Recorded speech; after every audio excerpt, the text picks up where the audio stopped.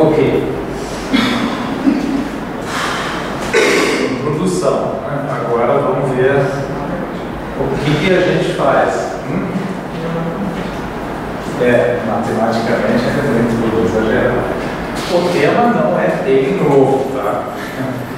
O camarada aqui, o Newton, é o mesmo da gravidade, né? Da maçãzinha lá, que cai da alta.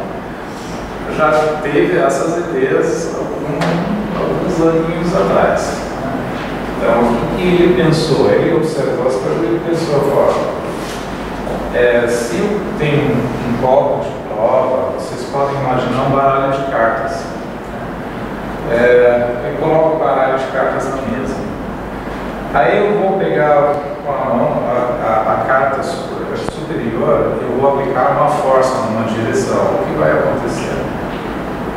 Bom, ele observou que a primeira carta aqui andou junto com a mão, mas a segunda, né, teve um atraso, a terceira um atraso a mais, a última na mesa não se movimentou. Aí, procurando uma explicação para isso, né, ele falou, essa perda de energia da força que eu apliquei para a última carta, né, de onde vem? É por causa de atrito entre as camadas, entre as cartas. Então, o Newton descreveu esse fenômeno de fluxo, né, de escoamento, com esse modelo que se chama modelo de Newton, força aplicada, né, se eu aplico uma força num líquido, essa força se dissipa dentro do líquido. Né? Assume-se um copo de prova que flui em camadas, né? Um fluxo laminar. Isso é uma das condições para determinar uma viscosidade. Também assume-se que essa distância não é muito grande, ela é pequena.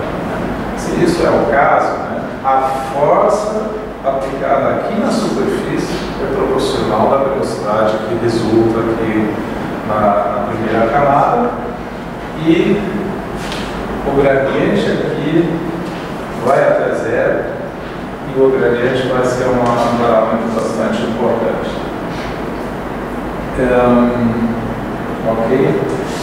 Disso resulta a lei de Newton. Força eu vou traduzir para tensão, né? É força por área. Eu quero saber, na verdade, quando trabalho em equipamentos, eu tenho uma certa superfície em contato com a amostra. Então, é força por área, é tensão, a gente chama isso de tensão de cisalhamento. A velocidade que resulta dessa aplicação da força, né, dividida pela distância, né, é uma taxa de cisalhamento, e na verdade o fator de correlação aqui é a viscosidade. Ou seja, a viscosidade no fundo é aquele fator de atrito interno, né, aquele atrito interno que reduz a velocidade para zero quando chega lá na última camada. Se eu vou voltar aqui, se eu aplico uma força maior, a velocidade resultante vai ser maior. Se o meu material é o mesmo, mas se a força se eu aplico a mesma força para um material que flui menos, que é mais viscoso, significa que o atrito interno é maior. A velocidade resultante vai ser menor com a mesma força. Essa é a ideia da lei de Newton é essa. Né? E em equipamentos, agora o problema é o seguinte, né? Se eu quero traduzir isso para um experimento no laboratório, colocar tudo entre duas placas e movimentar uma placa é meio complicado. Ou eu vou abrir uma pista de corrida filas, né, para ter um tempo hábil para determinar essas coisas, ou eu vou colocar esse modelo em círculos, né, para poder girar continuamente. É isso que a gente faz em iníciozinhos e teóricos. Bom, isso aqui basicamente repete isso aqui, né, que a gente faz. A gente deforma um bloco de prova, aí você vê, aqui tem um deslocamento do X, essa é a espessura da amostra. Então, se a gente divide esse deslocamento pela altura, pela espessura aqui, a gente obtém um parâmetro que a gente chama de deformação, né? Uma deformação.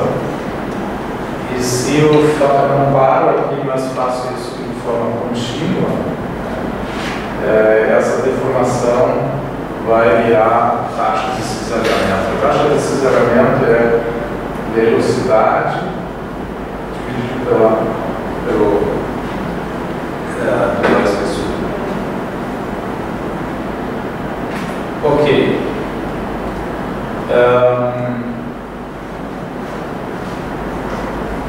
Nossa, tem umas câmeras aqui. Só para aplicar esse conceito.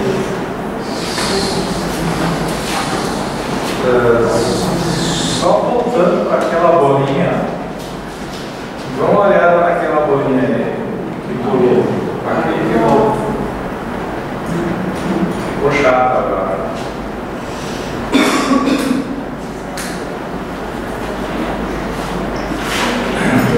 Então essa aí também não era só elástica, era viscoelástica. Bom, esse conceito da taxa de cisalhamento, tensão de cisalhamento, lei de Newton é bastante importante. Né? Então, eu vou abrir um desafio aqui. Eu vou abrir duas situações, uma para homens e outra para mulheres. Não, assim, mas pode responder qualquer coisa. Quem já pintou parede em casa? Mais mulheres do que homens? Bom, pegou o pincel, né?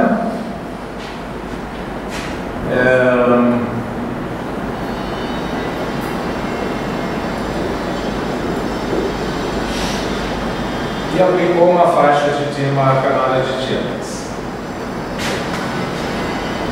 Sempre começa errado aqui nesse desenho, sempre.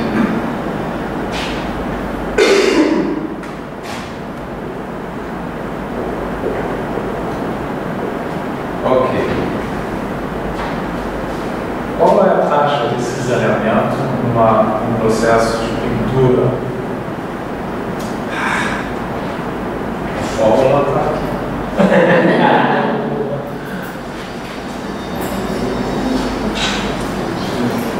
A gente tem que relacionar isso na prática. Então, essa respeitada.